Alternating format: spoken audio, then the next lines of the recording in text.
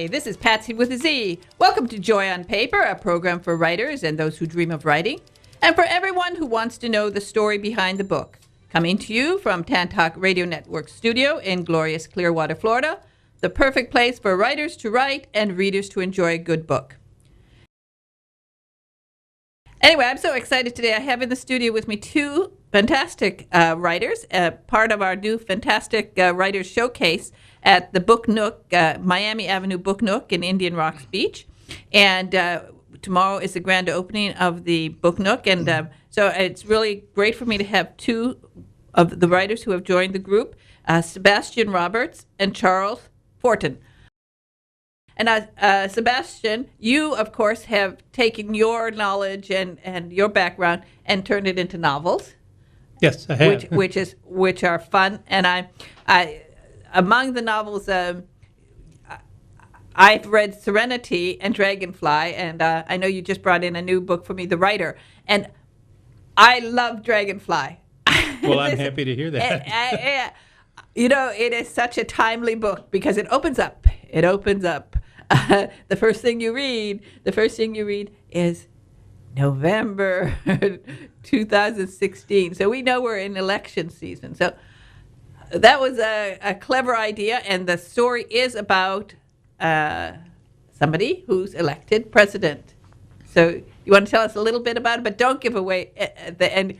It is fantastic. It's a fun read. Yeah, I won't give away the ending. No, you can't. Or even some of the middle, because it's fun. I actually finished that in 2014, before anyone had declared that they were going to run for president. But I could see that it was going to be an exciting year. Well, you got that right. And so it's the fictional story of Madison Thompson, who runs for president, and his running mate, Janice Edmonds. They win in a fluke kind of an election. They weren't expected to win at all. And the main part of the story is the transition from the current administration to the administration that Madison and Janice are going to build. And there are a lot of twists and turns in this book, and it's good. And of course, you talk about a lot of very timely subjects and questions that are on people's mind. And so you have a background in. Tell us a little bit about your background, so we know where all this information you've got in this book comes from. Well, I guess the main contributions to my background is my education, a British prep school, college in Texas, doctoral degree from USF, and served as a military intelligence officer and then as a consultant. And with all of those different things, you get different perspectives on things, and so it becomes a little bit easier to look at something from multiple angles and be able to see that this situation is not necessarily as it's presented in the press or whatever. And what I tried to do in Dragonfly was to present those situations, but in a way that's not dry and dull and boring. So I had to weave in a lot of interpersonal relationships among the actors in the book, and just to keep it interesting, because the fact of the matter is politics can be pretty dull. So you need to have that those other little stories to liven it up, because while politics is dull, living in a political world is not dull at all. No, because there's always something weird going on. And you managed to capture a lot of the weirdness. It's really, as I said, it's a fun read, and of course you have a great interest in the Constitution, and yes. I understand that you had been teaching about the Constitution, so it's an important part of the book. Yes, it is. It's an important part of our lives, and like I said, I'm not going to ruin the ending. No. But what happens is Madison and Janice go right up to the point where they get where the inauguration, and a couple of weeks after that, and then some weird stuff happens. Weird stuff happens, but as I said, it's a great book, and then as I was talking earlier to you. Now, in this book, you mentioned Janice, and she's a recurring character in another of your books. Yes. And that one, it's another book that I really like, because it's got a part there about. Now, you weren't a Marine, but it's I was in the Navy. You were a Navy guy. So why'd you write about a Marine? Well, I had pet Marines when I was in the Navy. Okay, that's well, As yes, an okay. intelligence officer, I had a Marine assigned to me. I'm not sure if he was there to protect me or kill me if I got out of line, but I had a Marine. Okay, well, that's good. I love that, a pet Marine. Okay, I know a few Marines. I'm going to tell that too. I tell them all the time. Oh, yeah. They're fun. No, that's cute because my boys always thought of me a little bit as a drill sergeant. I had that ability, and I love the scene. I always love, in a book, I always love boot camp scenes because I always imagine that I would have been such a great drill sergeant, and I love that scene in the book. Well, were you in the service? No, I wasn't. When I was that age, there weren't a lot of women in the service, so I didn't do it. But I joined today. Actually, I loved it. Well, we bossing people had around. in boot camp in the Navy. Our drill sergeants were Marines, and I'm 60 some odd years old now, and I will tell you that those Marine drill sergeants were the most professional, most focused, most goal-oriented people, and they knew exactly what they were doing. And basically, take an 18-year-old or a 20-year-old apart piece by piece, and you reassemble them into an officer, and they were good at it. Oh, and that's why that's why that part of the book is so realistic. And I read that part twice. Because I liked it so much. I thought that was so cool. So yeah, you did a great job. Based on real experience. Yeah, based on real experience. And so a lot of the stuff I think is based on real experience. Well, you're supposed to write about what you know about, right? That's right. So you had some interesting experiences in your life, and I can't let this go without. Before I get back to Chuck, I have to ask about this prep school, because when I first heard about it, I thought, oh, well, that's cool, because I lived in England for many years, and I lived in a little village called Sonning, and just outside the village we had a boys' prep school, a public school, as they call it over there. And I always found it so delightful that the little boys would come in to the village, and they'd come to the sweet shop, and they would speak Latin, and it just to impress all the natives. But they were always so sweet to me because I was the one American, and they always wanted to hear about America. So they talk English to me, which was, that was sweet.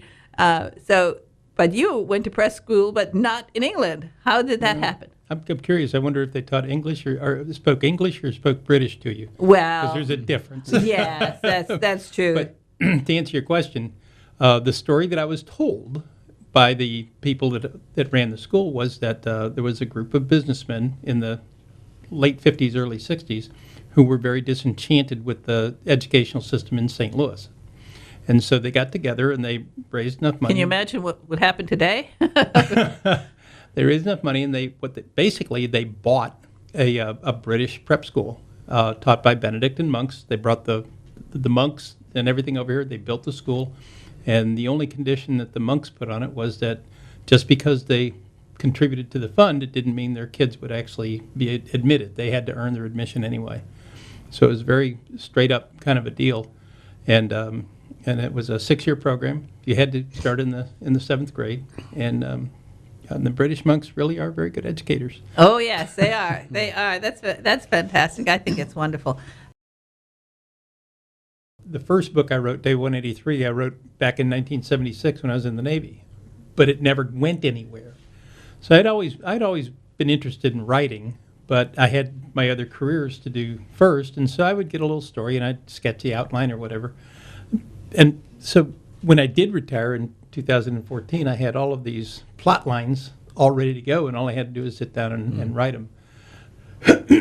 Excuse me. But when I started writing in earnest was about 2 years ago. Yeah. Well, the nice thing about guys like you who have done technical writing and are well educated, it's all the grammar and the punctuation and all of that comes more easily to you. More easily, but not perfectly. No, not. I know so many, writers who are starting off. They have the story to tell, but they don't have any experience in writing, and so they have a double learning experience. Yes, but they'll never get experience if they don't go ahead and tell the story. That's right. Mm-hmm. So they have to do both, and so it makes it easier. And of course, the best thing is to read to read well, to read authors like Clive Cussler, who is a fantastic author, and to anyone who, with like your backgrounds, of course, I don't know if you've read Clive Cussler, but he of course was big into scuba diving and Yeah, all as a sorts of naval things. Maui scuba instructor, I found some of his diving scenes rather interesting. I'm sure, but at least what he did is fantastic. Is that he wrote. Can I offer something about the writers groups? Yeah. I've started to get involved in a couple of writers groups, and I'm a member of two of them now. But for anybody who's listening and is interested in getting involved in a writers group, what I learned is that each writers group has its own personality, and if that personality doesn't match yours, you need to go find a different group. Exactly. 'Cause Yeah. some of them can be very different from each other. Oh yeah, you can find all sorts, and you can get into one group where you'll always have somebody who nitpicks on every little thing, but in a way, especially like if you're in a writers group where you show, you hand out printouts of your work, and so everybody gets to read it, during the writers group, and you'll always find somebody who will see every comma and every dash, M dash, N dash, and they'll jump on that, and so somebody who's just starting off will say, "Oh, I don't know all of that stuff. I don't know all of that stuff." But in a way, it's sort of helpful, because then you do become aware that there is such a thing as, the right kind of dash and the wrong kind of dash and the wrong kind of parenthesis, and so it has its benefits. Well, the best group that I have is that don't do that at all. It's a group of people, and there's about 15 or 20 that come together, and every week, all they do is they go around the room and say, "What did you do this week?" So you don't read, you don't pass out your stuff, but it keeps you moving. So every week you have to say, "I wrote 2,000 words," or "I wrote 10 pages," or "I made this much progress," and it keeps you going. Yeah, that's fun. Are you one of these writers who get up early every morning and write so many words? Define early. I'm a Missouri farm boy. 4:30 is morning. Yeah. Well, that's what I'm from the Upper Peninsula of Michigan, and that's about the time that to me is morning too. I love to be up at 4:30. I noticed that you said you were a scoutmaster too. Mm-hmm. Yeah. I was a scoutmaster at a troop in South St. Petersburg for about 10, 12 years. Yeah. Okay. It's a lot of fun. Yeah, both of my boys were Eagle Scouts, so. Good. And so and my husband spent a lot of time working as a scoutmaster and working with the boys, and that was. It's very rewarding to take these young gentlemen and help them develop. Oh, it's a fantastic thing, and we enjoyed those scouting years so much. So, are you having fun, Sebastian, with all of this writing? I'll be perfectly honest. I enjoy the writing very, very, very much. But the other side of the business of it. Oh, the business side. Oh, don't we just love the business? Try and get a publicist. You try to get an agent. You try to get your books sold. You put them in a bookstore. Things like that can be tiring. Well, that's what's so great about what Bev is doing at the Miami Wine Bar, is because my personal library is about 6,000 volumes in my house. And yes, I've read them all. But when you look at who are on the bestseller lists right now, a lot of them happen to be, sadly, formulaic. So you pick up, and I won't mention any names, you pick up a popular writer and you know what's going to be inside. But I'll tell you, I've read a number of books from the other authors that are going to be out there at the wine bar, and what I've read from them is better than a lot of the front-running authors that I've picked up at the bookstore. That's why when I was reading your books, first of all, I think they're great, and as I said, I really think everybody should buy Dragonfly at this time. Before the election, buy it and read it. Dragonfly is really a fun read, and it's really when we're in this political season and you're thinking about all of these subjects, And there, 2 years ago, you were already thinking about it. Sebastian already had all this in his mind. I don't know, and many of the things are so perfectly timed. And Dragonfly is a really fun read. And when you read it, you think, oh wow, I found an author who's got a different take on things. So I really hope that people will get out there and get it, and it's available on Amazon and of course now at the Book Nook and on Nook. It's and in on both Nook and Kindle editions are available. They're on sale now for $2. Okay, well you have to get it for that price. You have to get it. Absolutely. You get a hard copy from my website. Okay, your website is tomcuba.net. TOMCUBA.net. It's a good book, and thank you. I think it's just so much fun. I get a kick out of it every time I think about it. And what's this other book that you brought into the studio today for me? The Writer. The Writer. This is, what's this book about? Same characters? No. This is a whole different set of characters. I decided to do something strange. Okay. So it's about a guy who gets to be 40 years old, and he's worked as a toll booth attendant his whole life, but he always wanted to be a writer.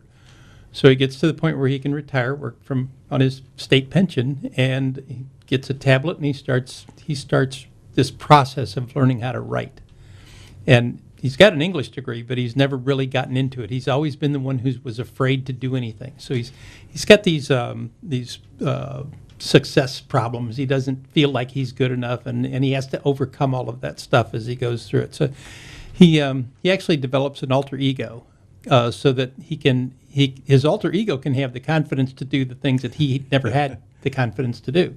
So then the alter ego goes out and he gets all these experiences, and like I said before, you write about what you know about.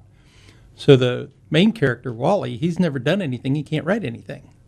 But his alter ego goes out and rents a fast car and sails a boat. He gets all these experiences so the alter ego can become the writer. Well, that sounds like fun. I know I'm going to have fun with this one. And that's exactly what you were saying, that to have a book that it's different, and it as a reader, it's so wonderful to be able to find you almost feel like you're on a treasure hunt here when you find a writer that talks to you and that just brings out some new ideas in your head. It was fun to write because you can imagine, being in the toll booth, the different people you see go past every day, and every one of them has a story. And what I said before about writing what you know about, I don't want to discourage people because from writing their own story, because everybody has done something worth writing about. Sebastian, I love it. I have to just tell everyone again, get Dragonfly. It is a great book, and it's a great book to read particularly at this time. It's just, you will find it really a fun read. Thank you very much. So I'm going to thank you so much. Meanwhile, share the joy and just have a fun day, and hope to see you tomorrow in Indian Rocks Beach. Bye for now.